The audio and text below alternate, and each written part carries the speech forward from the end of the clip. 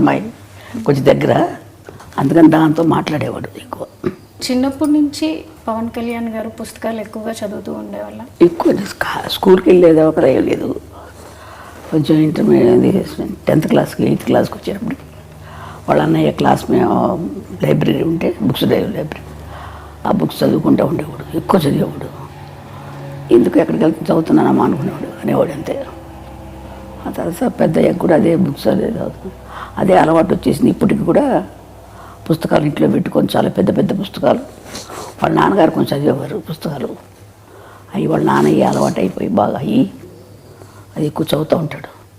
తర్వాత నాకు తెలియదు ఎన్ని పుస్తకాలు ఉన్నాయి. మొన్న చూస్తే నేను ఇంట్లో ఇన్ని పుస్తకాలు ఉన్నాయి, ఎక్కడ అవన్నీ చదివి అందుకని ఇంత ఇది వచ్చిందేమో వీడికి ఆలోచన అనుకున్నాను నేను. చిన్నప్పుడే అనుకున్నారా పెద్దయ్యాక ఏమవుతారు అనేది? నేను అంత ఆలోచించలేదమ్మా, ఊహించలేదు ఇలా అవుతారని అయితే అస్సలు అనుకోలేదమ్మా. నేను ఎవరి గురించి నేనేమో అనుకోను, వాళ్ళ అదృష్టాలను బట్టి జరుగుతుంటుందమ్మా.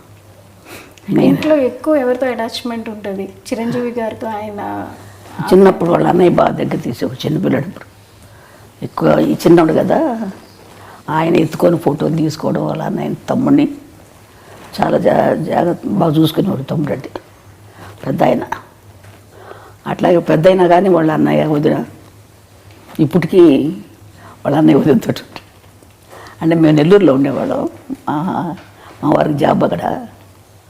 ఇంకా అందుకని మాకు ట్రాన్స్ఫర్లు అయ్యాయి. అందుకని పిల్లలు చదువులు సరిగ్గా ఉండవని చెప్పేసి నేను తీసుకెళ్ళిపోతానమ్మా అన్నాడు మా పెద్ద అబ్బాయి. కళ్యాణ్ బాబుని తీసుకెళ్తాను, అక్కడ చదివిస్తానని. అందుకని పంపించాను మెడ్రాస్కి. కళ్యాణ్